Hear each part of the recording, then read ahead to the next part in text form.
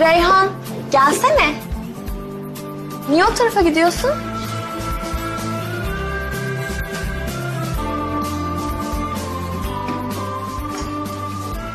Ne yaptın? Sorunu sorabildin mi Emir Hoca'ya? He, sonra soracağım. Sen? Ben ne? Senin de soruların vardı ya hani. Ben dışarıda telefonla konuşurken sormuşsundur herhalde. Ha, aman adam o kadar güzel konuşuyor ki. Hipnotize oldum resmen. O konuşunca bütün sorularımı unuttum biliyor musun?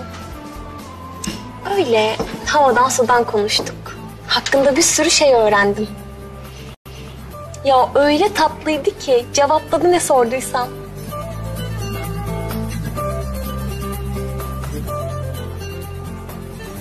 Günlük yaşamında spor yapmayı çok seviyormuş. Boks yapıyormuş biliyor musun? Ya öyle mi? Ne güzel. Yapar tabii. Boks da yapar.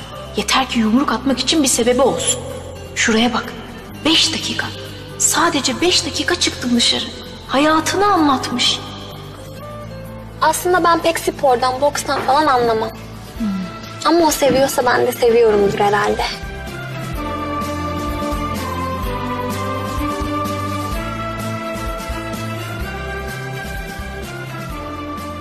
Hiç maça gitmediğimi duyunca çok şaşırdı. İstersen birlikte gidebiliriz dedi. Yok artık. Yani şaşırdım ben.